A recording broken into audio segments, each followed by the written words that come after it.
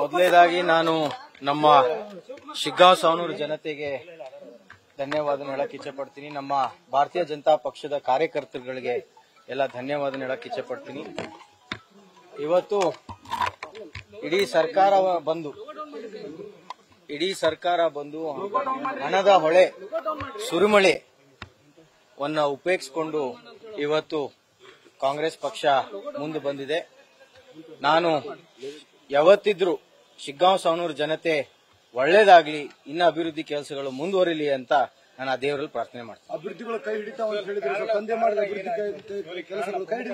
ಕಾರಣಗಳನ್ನ ನಾವೀಗ ಕುತ್ಕೊಂಡು booth wise ನಾವು ಲೆಕ್ಕಾಚಾರವನ್ನ ಮಾಡಿ ಮುಂದಿನ ದಿನಗಳಲ್ಲಿ ನಾವು ಅದನ್ನ ಮುಂದುವರಿಸ್ತೀವಿ.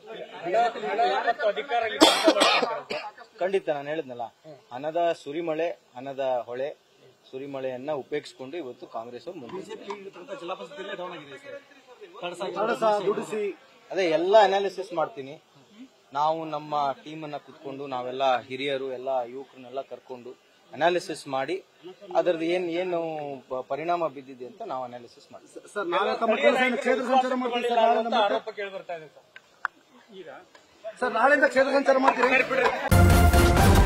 ನ್ಯೂಸ್ ಫಸ್ಟ್ ನಿರ್ಭೀತಿಯಿಂದ ನಿಮ್ಮ ಪರವಾಗಿ.